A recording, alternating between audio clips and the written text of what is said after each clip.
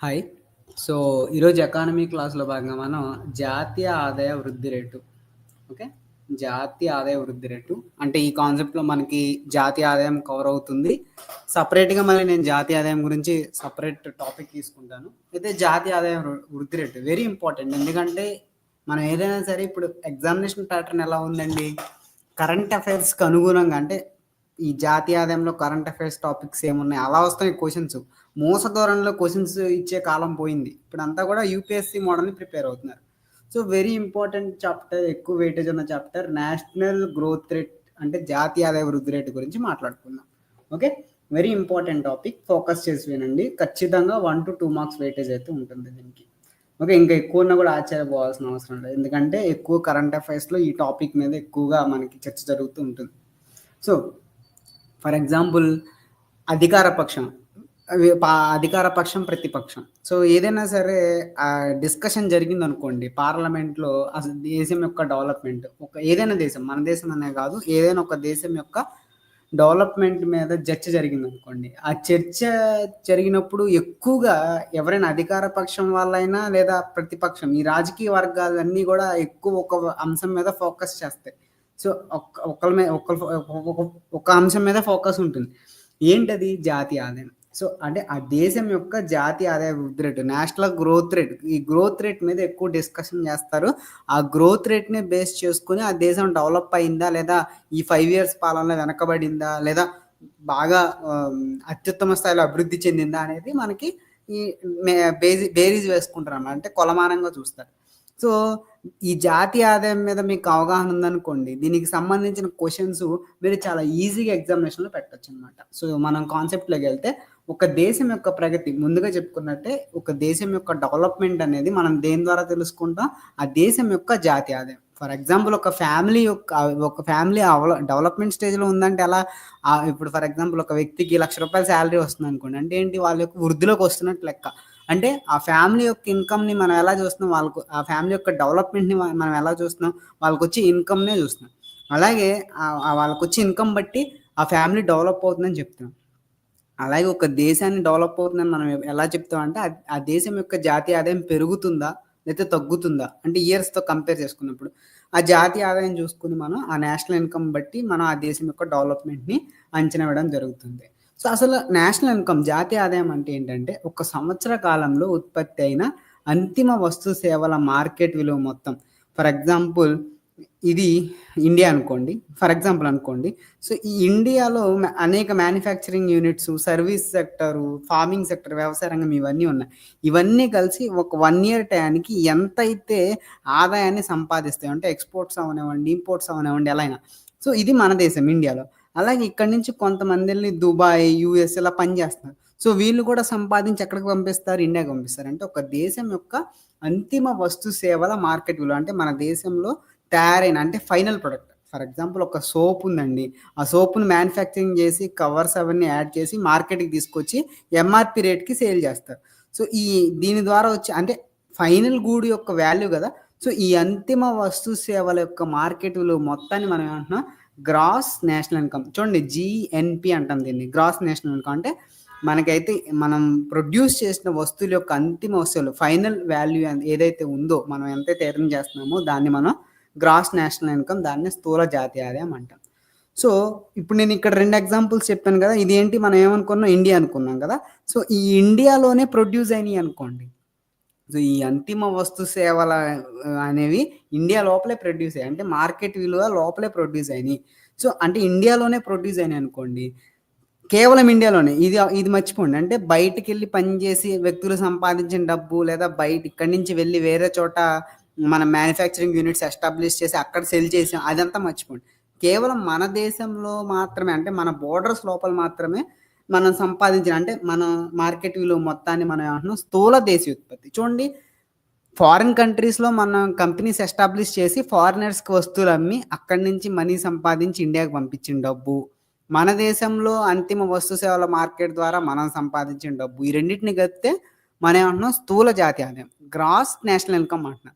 అలా కాకుండా కేవలం ఫారిన్ కంట్రీస్‌ని, ఫారిన్ వెళ్ళిన వాళ్ళని ఎక్స్‌క్లూడ్ చేసి కేవలం మన దేశం యొక్క బోర్డర్స్‌లోనే సంపాదించితే మనం దాన్నేమంటున్నాం గ్రాస్ డొమెస్టిక్ ఇన్కమ్, స్థూల దేశీయ ఉత్పత్తి అంటున్నాను. Okay, so GNP, gross national income, GDP, ఈ రెండింటికి మధ్య డిఫరెన్స్ మీకు క్లియర్గా అర్థమైంది అనుకుంటున్నారు, రైట్? సో ఎక్కువ దేశాలు ఏం చేస్తాయంటే, దేశం డెవలప్ అయిందంటే జాతీయ ఆదాయం చూస్తా అని చెప్పాం కదా. అయితే ఎక్కువ దేశాలు ఏం చేస్తాయంటే ఈ జీడిపిని, అంటే మన దేశం యొక్క బోర్డర్స్లో తయారైన అంతిమ వస్తు సేవల మార్కెట్ విలువ, సో మనం సంపాదించింది మాత్రమే, ఫారిన్ కంపెనీస్ ఫారిన్ వెళ్ళి మన వాళ్ళు సంపాదించినంత ఎక్స్క్లూడ్ చేయగా కేవలం మన దేశంలోనే ప్రొడ్యూస్ అయిన మార్కెట్ విలువ, మన దేశంలోనే మన బోర్డర్స్లో మనం సంపాదించిన డబ్బు అంటే జీడిపి. ఈ జీడిపి అనే మనం ఎక్కువగా చాలా దేశాలు ఏం చేస్తున్నాయంటే ఆ దేశం యొక్క డెవలప్మెంట్కి కొలమానం, అంటే అభివృద్ధికి కొలమానంగా ఉపయోగిస్తున్నారు అనమాట. సో మీకు సింపుల్గా చెప్పాలంటే జిఎన్పి అంటే ఏంటి? జిఎన్పి అంటే ఏంటంటే మన దేశం యొక్క మార్కెట్ విలువ, మన దేశంలో అమ్ముడిపోయిన అంతిమ వస్తువులకు మార్కెట్ విలువ ప్లస్ ఫారిన్ కంట్రీస్, ఇంతేనా? సో మన దేశంలోనే తయారైన వస్తువుల మార్కెట్స్ విలువ అంటే స్థూల దేశీయ ఉత్పత్తి, జీడిపి అంటాం కదా, ఇది జీడిపి ప్లస్ ఫారిన్ కంట్రీస్, అంతేనా? జిఎన్పి అంటే ఇంతేనా? సో ఇదే అక్కడ రాశాను. జిఎన్పి అంటే ఏంటి? మన దేశంలో తయారైన వస్తువు మార్కెట్స్ విలువ, దాన్ని మనం ఏమంటున్నాం? జీడిపి అంటున్నాం. దానికి విదేశీ ఆదాయం కూడా కలిపితే మనకి గ్రాస్ నేషనల్ జిఎన్పి అవుతుంది అనమాట. క్లియర్ అయింది కదా? ఇది గుర్తుంచుకోండి సరిపోద్ది. అంటే ఒక ఆర్థిక సంవత్సరంలో ఉత్పత్తి అయిన మొత్తం వస్తువుల విలువ నుంచి మాధ్యమిక వస్తువుల విలువ తీసేగా మిగిలిన అంతిమ వస్తు సేవల విలువ కూడితే జాతీయ ఆదాయం అనేది వస్తుంది. సో చూడండి, మొత్తం వస్తు సేవల విలువ ఉంటుంది కదా, నేను ఫైనల్ మార్కెట్ ఉన్నాయని చెప్పాను కదా, ఈ ఫైనల్ మార్కెట్ వాల్యూ నుంచి మాధ్యమిక వస్తువుల విలువ, సో మాధ్యమిక వస్తువుల విలువ అంటే ఏంటి? ఇప్పుడు ఫర్ ఎగ్జాంపుల్ ఒక సోప్ మీరు తయారు చేశారు. సో ఈ సోప్ తయారు చేయడానికి ఏం కావాలి? మనకి రా మెటీరియల్స్ కావాలి, రైట్? రా మెటీరియల్స్, అలాగే లేబర్ కావాలి, సో పనిచేసే వాళ్ళు కావాలన్నమాట, డైలీ లేబర్స్ కావాలి, మిషనరీస్ కావాలి. వీటన్నిటిని సెటప్ చేసి, అంటే ఒక సోప్ తయారు చేయడానికి మనకి ఏమవుతుంది? Raw material plus setup cost, అంటే మనకి డైలీ లేబర్ అవ్వండి, మిషన్. సో ఫైనల్ ప్రోడక్ట్ ఏమొస్తుంది మనకి? ఇవన్నీ యూజ్ చేసుకుంటే ఫైనల్ ప్రోడక్ట్ ఇది వస్తుంది అనమాట. కానీ మనం దేనికి వసూలు చేస్తున్నాం? అమౌంట్ దేనికి వసూలు చేస్తున్నాం? ఫైనల్ ప్రోడక్ట్కి వసూలు చేస్తున్నాం. సో దీనికైనా కాస్ట్ ఇంక్లూడ్ చేసుకుని ఇక్కడ మనం ఫైనల్ ప్రోడక్ట్ చేస్తున్నాం. సో జాతీయ ఆదాయం అంటే ఏంటి? ఈ రెండింటిని ఇంక్లూడ్ చేసుకోదన్నమాట. అంటే మాధ్యమిక వస్తువుల విలువని తీసుకోదు, ఇది ఫైనల్ ప్రోడక్ట్ యొక్క వాల్యూని మాత్రమే చూస్తుంది అనమాట. మీకు ఎగ్జామినేషన్లో కన్ఫ్యూజ్ అవ్వకుండా చెప్తున్నాను, ఈ పాయింట్ అవసరం లేదు, బట్ మీరు కన్ఫ్యూజ్ కాకూడదని చెప్తున్నాను అనమాట. అంటే ఈ మాధ్యమిక వస్తువుల విలువ కూడా, అంటే ఇప్పుడు ఈ ఫైనల్గా మనం ఎంఆర్పి ఇక్కడ తీసుకున్నాం కదా, ఈ ఎంఆర్పీలు ఏమేమి ఇంక్లూడ్ అయినాయి? సోప్ ప్రైజ్లు ఏమేమి ఇంక్లూడ్ అయినాయి? రా మెటీరియల్స్ కాస్ట్ ఇంక్లూడ్ చేస్తారు. 30 రూపాయలు సబ్ అయితే 10 రూపాయలు రా మెటీరియల్స్, 10 రూపాయలు సెటప్ కాస్ట్, 10 రూపాయలు ప్రాఫిట్. సో ఇలా అనమాట. సో మాధ్యమిక వస్తు సేవల విలువ కూడా మనకి అంతిమ, అంటే ఈ రా మెటీరియల్స్ కాస్ట్ కానీ సెటప్ కాస్ట్ కానీ మనకి ఫైనల్ వాల్యూలో కలిసే ఉంటుంది. అలా కాకుండా మీరు ఈ మాధ్యమిక వస్తువుల విలువను కూడా వేసారు అనుకోండి, అంటే ఇప్పుడు ఒక సోప్ని తీసుకున్నారు అనుకోండి, ఈ సోప్కి ఎంఆర్పి విడిగా పెట్టి రా మెటీరియల్ కాస్ట్ మళ్ళీ సపరేట్ తీసారు అనుకోండి, అప్పుడేంటి? డబల్ కాస్ట్ అవుతుందా లేదా? ఎంఆర్పి చార్జ్ చేస్తున్నారు యూజర్ నుంచి, వినియోగదారు నుంచి, మళ్ళీ రా మెటీరియల్స్ కాస్ట్ సపరేట్గా మళ్ళీ యాడ్ చేస్తున్నారు, అంటే డబల్ అవుతుంది రా మెటీరియల్ కాస్ట్. అందుకే ఏం చేస్తారంటే ఈ మాధ్యమిక వస్తు సేవలు అనేది డైరెక్ట్గా మనకి ఫైనల్ ప్రైస్, అందుకే ఎంఆర్పి ఇదే, సో ఫైనల్ ప్రైస్ అవుతుంది కదా. సో దీనిలోనే ఉంటాయి అన్నమాట. సో ఈ మాధ్యమిక వస్తు సేవల్ని మీరు డబల్ మళ్ళీ యాడ్ చేశారనుకోండి, వచ్చిన దానికి మళ్ళీ యాడ్ చేశారనుకోండి, ఎంఆర్పికి మళ్ళీ యాడ్ చేస్తే అప్పుడు ఏమవుతుంది? అది డబల్ అవుతుంది. ఆ విలువ మనం తీసేయకపోతే ఏమిటి? జాతీయ ఆదాయం అనేది ఎక్కువగా కనబడుతుంది. సో మనకి ఏదో ఎక్కువ ఇన్కమ్ వచ్చినట్టు కనబడుతుంది, ఇది కరెక్ట్ కాదు, అవాస్తవంగా ఉంటుంది. సో గతంలో ఈ గ్రూప్ 1లో దీని యొక్క ప్రస్తావన ఉంది కాబట్టి ఇది యాడ్ చేస్తే మీకు క్లియర్ అయింది అనుకుంటున్నా. సింపుల్గా సోప్ ఎగ్జాంపుల్ తీసుకుని నేను చెప్పాను, రైట్? ఫర్ ఎగ్జాంపుల్ ఇక్కడ ఇంకొక ఎగ్జాంపుల్ ఇచ్చాను చూడండి.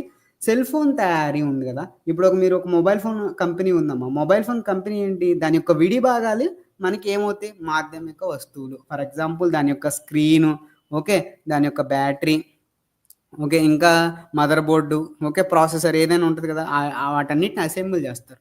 ఫర్ ఎగ్జాంపుల్ మీరు రెడ్మీ, రియల్మీ చూసుకుంటే ఏమవుతుంది?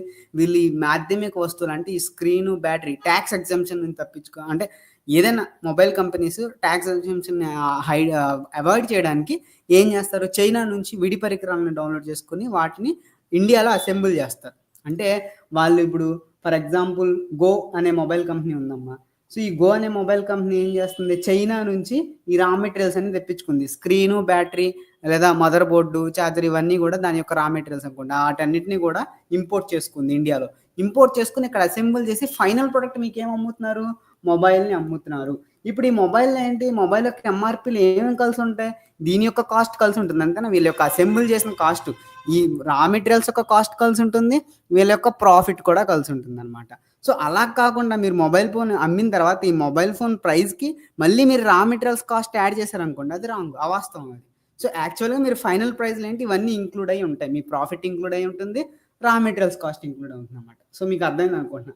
సో, ఇవన్నీ కలిపితే మనకేంటి, సెల్ ఫోన్ అవుతుంది. సెల్ ఫోన్ యొక్క విడి భాగాలన్నీ కలిపి అసెంబుల్ చేసిన సెల్ ఫోన్ అవుతుంది. సో, దాని యొక్క విడి భాగాలు ఏదైతే మీరు రా మెటీరియల్స్ తెప్పించుకున్నారో వాటి యొక్క కాస్ట్ మీరు లెక్కించాల్సిన అవసరం లేదు. అది కూడా మీరు లెక్కించారనుకోండి, అంటే మీరు ఫర్ ఎగ్జాంపుల్ ఇండియానే అనుకుందాం. సో, ఇండియాలో మీరు ఒక కంపెనీ నుంచి రా మెటీరియల్స్ కొన్నారనుకోండి. సో, ఇది కూడా మీరు నేషనల్ ఇన్‌కమ్‌కి రిపోర్ట్ చేశారనుకోండి. సో, రా మెటీరియల్స్ కొన్నది మీకు కాస్ట్ చూపిస్తుంది. సెల్ ఫోన్ అమ్మింది కాస్ట్ చూపిస్తుంది. అంటే ఏంటి, డబల్ అవుతుంది. సో, అవాస్తవం. సో, అప్పుడేం చేయాలి, రా మెటీరియల్స్‌ని జాతీయ ఆదాయం తీసుకోదనమాట. ఓన్లీ సెల్ ఫోన్‌ని మీరు ఎంతకు అమ్మారు ఆ వాల్యూని తీసుకొని మీకు లెక్కిస్తుంది. సో, కాబట్టి విడి భాగాల విలువలను మనం విడివిడిగా లెక్కించాల్సిన అవసరం లేదు. ఇది మీకు క్లియర్ అయిందని నేను అనుకుంటున్నాను.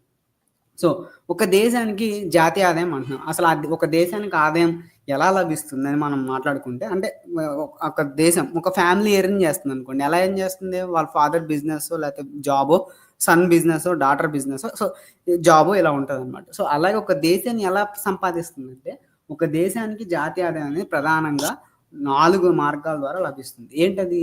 ఫస్ట్ ప్రాథమిక రంగం నుంచి లభిస్తుంది. ప్రాథమిక రంగం అంటే మీకు తెలిసే ఉంటుంది. స్వాతంత్రం కంటే ముందు నుంచి కూడా ప్రాథమిక రంగం ఏది, మనకి వ్యవసాయ రంగం. వ్యవసాయ రంగం మనకి బ్యాక్ బోన్ ఉంది ఒకటి.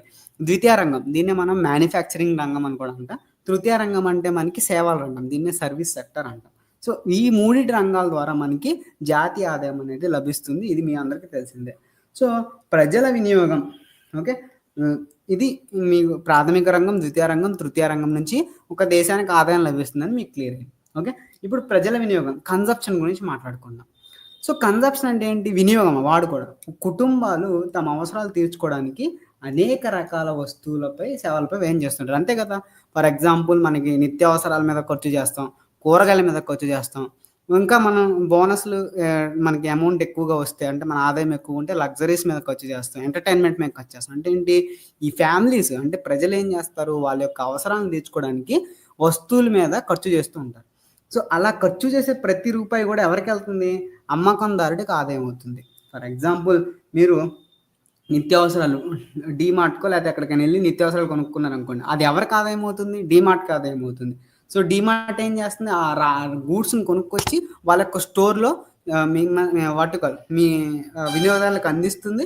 సో, కొంత ప్రాఫిట్ మార్జిన్ పెట్టుకుంటుంది. మీరు కొనగా కొంత ప్రాఫిట్ అలా మిగులుతుంది. సో, వస్తు సేవల మీద మీరు చేసే ఖర్చు ఫైనల్‌గా ఎవరికవుతుంది? అమ్మకందారుడికి అవుతుందన్నమాట. సో, ఈ ఆదాయం మరో కొత్త సేవకు. వీళ్ళేం చేస్తారు? ఇప్పుడు డీమార్ట్‌కి ఒక 10,00,00,000 ఆదాయం వచ్చిందనుకోండి. వీళ్ళ ప్రాఫిట్ వచ్చిందనుకోండి. వీళ్ళేం చేస్తారు? ఆ బిజినెస్‌ని ఎక్స్‌పాండ్ చేస్తారు. లేదా వేరే సెక్టార్స్‌లో, అంటే ఇంకొక సెక్టార్ లైక్ ఇప్పుడు డీమార్ట్ వచ్చి నిత్యావసరాల మీద ఉంది. రేపటి నుంచి ఫ్యాషన్ మీద ఎక్కువ ఫోకస్ చేయొచ్చు. లేదా డీమార్ట్ సినిమా హాల్ కట్టొచ్చు. లేదా మాల్స్ కట్టొచ్చు. లేదా ఏదైనా తనే సొంతంగా ఒక మ్యానుఫ్యాక్చరింగ్ ఫర్మ్ పెట్టొచ్చు. సో, ఏంటంటే ఇంకొక కొత్త ఇండస్ట్రీని, అంటే కొత్త ఆదాయ మార్గాన్ని, కొత్త డిమాండ్‌ని సృష్టిస్తున్నామంట. అంటే ఏంటి, రొటేషన్ అవుతుంది. మనీ అనేది రొటేషన్ అవుతుందన్నమాట. సో, ఇలా ఆర్థిక వ్యవస్థ అనేది ఒక చక్రం లాంటిది. సో, ఒక సెక్టార్‌లో ఫర్ ఎగ్జాంపుల్ మీరే ఉన్నారు. జాబ్ చేస్తున్నారు. సో, ఒక 1,00,000 బోనస్ వచ్చింది. సో, ఏం చేస్తారు? ఇన్వెస్ట్‌మెంట్ ప్లాన్ ఉన్న వాళ్ళైతే మ్యూచువల్ ఫండ్స్‌లో ఇన్వెస్ట్ చేస్తారు. లేదా సిప్‌లో ఇన్వెస్ట్ చేసుకొని దాని నుంచి ఇంట్రెస్ట్ పొందడం, లేదా ఎఫ్‌డి పెట్టుకోవడం, లేదా కొత్త బిజినెస్ పెట్టడం. సో, మీ ఇంటి దగ్గర ఒక కిరాణా షాప్ పెట్టడం, లేదా ఏదన్నా బిజినెస్‌ని ఎస్టాబ్లిష్ చేసుకోవడం. లేదా సైడ్ ఇన్‌కమ్ కోసం ఆన్‌లైన్‌లో ఏదన్నా ఈ కామర్స్ స్టార్ట్ చేయడం. ఇలా అనమాట. అంటే ఇంకా ఆదాయ చక్రం ద్వారా అని చెప్పుకోవచ్చనమాట. సో, ఈ ఆదాయ చక్రం అనేది ఒకళ్ళ నుంచి ఒకళ్ళకి, సో, సమాజంలో ఒకళ్ళ నుంచి డబ్బు అనేది ఒక్క చోట ఉండదు. రొటేషన్ అవుతూ ఉంటుంది. సో, ఈ ఆదాయం అనేది రొటేషన్ అవుతూ ప్రయాణిస్తూ ఎప్పటికి కూడా నిరంతర ప్రక్రియ, ఒక చోట ఎండ్ అవ్వదు. సో, ఒక చోట ఎండ్ అయితే ఏమైతుంది, ఇది జాతీయ ఆదాయం అనేది ఉండదు. అంటే ఆ దేశానికి ఆదాయం ఉండదు, కట్ అయిపోతుంది. కరోనా టైంలో చూసాం ఇది మనం, రైట్? సో, ఎందుకంటే అప్పుడు ట్రాన్సాక్షన్స్ లేవు. అన్ని దేశాలు కూడా ఆర్థికంగా దెబ్బతిన్నాయి. సో, ఈ ఆదాయ చక్రం అనేది ఒకరి నుంచి ఇంకొకరి దానికి ప్రయాణిస్తూ జాతీయ ఆదాయాన్ని అనేది పెంపొందిస్తుందని చెప్పుకోవచ్చు. ఇది కన్జంప్షన్. ఇప్పుడు పెట్టుబడి వ్యయం, ఇన్వెస్ట్‌మెంట్ గురించి మాట్లాడుకుంటే, వ్యాపార సంస్థలు ఏం చేస్తాయి? పెద్ద పెద్ద వ్యాపార సంస్థలు జియో మార్ట్ అవనివ్వండి, రిలయన్స్ అవనివ్వండి, ఈ పెద్ద పెద్ద వ్యాపార సంస్థలు ఏం చేస్తాయి, ప్రజల యొక్క డిమాండ్, సో కన్జంప్షన్ ఎక్కడైతే ఎక్కువ ఉందో, అంటే ప్రజలు ఎక్కువగా దేని మీద అయితే ఫోకస్ చేస్తున్నారో, దేన్నైతే ఎక్కువ అవసరమో ప్రజలకి, సో ఆ ప్రజల యొక్క కన్జంప్షన్ ఆధారంగా వస్తువుల్ని తయారు చేసి సప్లై చేయడానికి పెట్టుబడులు, ఇన్వెస్ట్మెంట్స్ చేస్తూ ఉంటాయి అన్నమాట. సో ఇలా ఇన్వెస్ట్మెంట్స్ చేయడం వల్ల, పెద్ద పెద్ద సంస్థలు ఇన్వెస్ట్మెంట్ చేయడం వల్ల ఏమవుతుంది, జాబ్ మార్కెట్ అనేది క్రియేట్ అవుతుంది. ఫర్ ఎగ్జాంపుల్ ఇప్పుడు జియో ఫైబర్ తీసుకోండి. ఇంటర్నెట్ అనేది ఇప్పుడు ఇంకా పల్లెటూరులకు కూడా విస్తరించింది. ఇంటర్నెట్ అనేది చాలా అత్యవసరం డైలీ లైఫ్లో. ఇదివరకు 10 MB డేటా తీసుకోవడానికి 300, 400 ఖర్చు పెట్టిన రోజులు ఎప్పుడు 90s, 2000లో. సో ప్రజెంట్ ఇప్పుడు ఏంటి, ఇంటర్నెట్ అనేది అత్యవసరం. చాలా మంది ఇళ్లలో డిష్లు కూడా ఉంటుందా, జియో ఫైబర్ బాక్సులు, సెటప్ బాక్సులు ఉంటున్నాయి. దాని ద్వారా టీవీ ఛానల్స్ కూడా వస్తున్నాయి. సో ఆ డిమాండ్ అర్థం చేసుకున్న జియో ఫైబర్ ఏం చేసింది, ప్రతి కాలనీకి కూడా ఒక ఎగ్జిక్యూటివ్ని నియమించి వాళ్ళు ఇన్వెస్ట్మెంట్ చేసి ఆ ఫైబర్ లైన్స్ అనేది ఏర్పాటు చేశారు. ఇక్కడ ఏమైంది, ఒకటి ఇన్ఫ్రాస్ట్రక్చర్ జరిగింది, రెండోది ఏంటి, ఉద్యోగాలు వచ్చాయి. ప్రతి కాలనీకి ఒక జియో ఫైబర్ ఎగ్జిక్యూటివ్, అసిస్టెంట్ ఉంటారు, రైట్. అదేవిధంగా కస్టమర్ సపోర్ట్ సర్వీస్ అని, ఇక రకరకాల ఉద్యోగాలు అనేవి మనకి సృష్టించడం జరిగింది. సో ఇప్పుడు ఉద్యోగాలు సృష్టించారు, ఓకే, కొత్తగా ఒక 1000 మందికి ఉద్యోగాలు వచ్చినాయి. సో ఈ 1000 మందికి గతం వరకు ఆదాయాలు లేవు, కానీ ఇప్పుడేంటి, వాళ్ళ యొక్క జీతాలు వచ్చినాయి, శాలరీస్ వచ్చినాయి. సో వాళ్ళు ఏం చేస్తారు, వచ్చిన 25,000లో 10,000 లేదా 15,000 వాళ్ళ కుటుంబ ఖర్చులు పోను, ఒక 5,000 స్పెండ్ చేయడం, అంటే కొనుగోలు శక్తి, అంటే ఎంటర్టైన్మెంట్ మీద కానీ లేదా ఏదైనా వాళ్ళకి అవసరం మీద అంటే కొనుగోలు చేయడం అనేది స్టార్ట్ చేస్తారు. దీనివల్ల ఏమవుతుంది, దేశంలో కొనుగోలు శక్తి, నేను ఇక్కడ 1000 మంది చెప్పాను, ఇది రోజు లక్షల్లో జరుగుతుంది అనమాట. సో అదేవిధంగా ఎవరైతే ఇన్వెస్ట్మెంట్ చేశారో, ఎవరైతే పెట్టుబడి చేశారో, ఆ యజమానులకు లాభం పెరిగిందనుకోండి, సో వాళ్ళు ఏం చేస్తారు, ఆ లాభాన్ని కొంత వాళ్ళ దగ్గర ఉంచుకున్న ఆ లాభాన్ని మరో ఇన్వెస్ట్మెంట్ చేస్తారు, మరో కొత్త కంపెనీ పెడతారు. ఎగ్జాంపుల్ జియో తీసుకోండి. జియో ఫస్ట్ జియో సిమ్ వచ్చింది, తర్వాత జియో ఫైబర్ వచ్చింది, ఇప్పుడు ఏంటి జియో పే వస్తుంది, కొత్తగా ఫైనాన్స్ ప్లాట్ఫామ్ కూడా తీసుకొస్తుంది జియో పే, రైట్. అదేవిధంగా ముంబై ఇండియన్స్ టీం ఉంది వాళ్ళ దగ్గర. సో ఇలా ప్రతి సంస్థ అంది. ఇప్పుడు టాటా కూడా ఉంది, Tata cars, Tata Motors, Tata steel. ఒక సెక్టార్లో వచ్చిన లాభాలతో ఇంకొక సెక్టార్ని వాళ్ళు పెట్టడం, దాని ద్వారా గూడ్స్ తయారు చేసి ప్రజల అవసరాలకు తగ్గట్టు గూడ్స్ తయారు చేయడం, దాని ద్వారా కొత్త ఉద్యోగాలు సృష్టించడం, ఇదంతా ఏంటి, ఇంతకుముందు చెప్పుకున్నట్టు ఒక ఆదాయ చక్రం అనమాట. సో ఈ ఉద్యోగాల ద్వారా మనకి ఏమవుతుంది, ఉద్యోగాలు పెరిగితే జీతాలు వస్తాయి, అంటే ప్రజల యొక్క ఆదాయ స్థాయి పెరుగుతుంది. ఇది ఓవరాల్గా ప్రజల యొక్క కొనుగోలు శక్తిని పెంచుతుంది, అంటే ప్రజలు ఖర్చు చేయగలరు అనమాట. సో ఫైనల్గా ఇదేంటి, దేశానికి ఆదాయం అని చెప్పుకోవచ్చు అనమాట. సో నెక్స్ట్ మూడో పాయింట్ ఇంపార్టెంట్ ఏంటంటే ప్రభుత్వ వ్యయం. దీన్నే మనం గవర్నమెంట్ ఎక్స్పెండిచర్ అంటాం. సో ఇది గవర్నమెంట్ ఎక్స్పెండిచర్, ఇదొక ప్రధాన సూత్రధారి. ఇదేంటంటే ప్రజల అవసరాలు, అవస్థాపన సౌకర్యాలు కల్పించడానికి, శాంతి భద్రతల కోసం ప్రభుత్వం ఏం చేస్తుంది. ఫర్ ఎగ్జాంపుల్ బోర్డర్ దగ్గర మనకి ఎప్పుడు టెన్షన్స్ ఉంటాయి. సో ఆ బోర్డర్ టెన్షన్స్కి మనం ఏం చేయాలి, డిఫెన్స్ టెక్నాలజీని డెవలప్ చేసుకోవాలి. సో ఈ డిఫెన్స్ టెక్నాలజీని డెవలప్ చేసుకోవడం కానీ, లేదా ఇన్ఫ్రాస్ట్రక్చర్, రైల్వేస్ అవనివ్వండి, రోడ్డు రవాణా సౌకర్యాలు, ఈ ప్రభుత్వం ఏం చేస్తుంది, వీటి మీద ప్రతి సంవత్సరం కూడా లక్షల కోట్లలో ఖర్చు చేస్తూ ఉంటుంది. సో ఇదేంటంటే ఈ ఎందుకు చేస్తుంది ఇదంతా, దేశం యొక్క డెవలప్మెంట్ కోసమేగా. ఫర్ ఎగ్జాంపుల్ రవాణా సౌకర్యాలు పెంపొందించడం వల్ల ఎక్కడో చెన్నైలో ఉన్న కూరగాయల వ్యాపారి హైదరాబాద్ వచ్చి అమ్ముకోగలడు, ఎందుకంటే లారీతో ఉల్లిపాయ లోడ్ తీసుకొచ్చి హైదరాబాద్లో అమ్ముకోగలడు. ఎక్కడో కర్నూలులో ఉన్న వ్యాపారి హైదరాబాద్ వెళ్ళి అమ్ముకోగలడు, అలాగే హైదరాబాద్ వ్యాపారి ఢిల్లీ వెళ్ళి అమ్ముకోగలడు. ఎందుకు ఎప్పుడు జరిగింది ఇది, రవాణా సౌకర్యాలు అందుబాటులో ఉన్నప్పుడు. ఈ రవాణా సౌకర్యం ఇలా మనం ఏంటంటే మన యొక్క స్టేజ్, అంటే ప్రజల యొక్క జీవన ప్రమాణాలు పెరుగుతాయి. అలాగే సంస్థలు కూడా సో డెవలప్ అవుతుంది అన్నప్పుడు సంస్థలు కూడా పెట్టుబడులు పెడతాయి. ఫర్ ఎగ్జాంపుల్ ఐటీ సెక్టర్ అంతా ఎక్కడ లొకేట్ అయింది, తెలుగు రాష్ట్రాలు చూసుకుంటే హైదరాబాద్లో లొకేట్ అయింది. ఎందుకని, డెవలప్మెంట్ అక్కడ అయింది కాబట్టి సంస్థలు వస్తున్నాయి, ఇంటర్నేషనల్ కంపెనీస్ అక్కడ పెట్టుబడులు పెట్టడానికి ఆసక్తి చూపిస్తున్నాయి అన్నమాట. అదే ఇక్కడ అంటున్నాం, సంస్థలకు అనుకూల పెట్టుబడి. ప్రభుత్వం చేసే ఖర్చు ఎందుకు డెవలప్ చేస్తుందంటే ఈ ఆ పెట్టుబడిదారులను ఆకర్షించడానికి చేస్తుంది అనమాట ఇవన్నీ, రైట్. అలాగే ప్రజల యొక్క జీవన ప్రమాణాలు పెంచడానికి చేస్తుంది అనమాట. ఇంకా ఫారిన్ ఎకనామిక్ ట్రాన్సాక్షన్, దీన్నే మనం ఏమంటున్నామంటే విదేశీ ఆర్థిక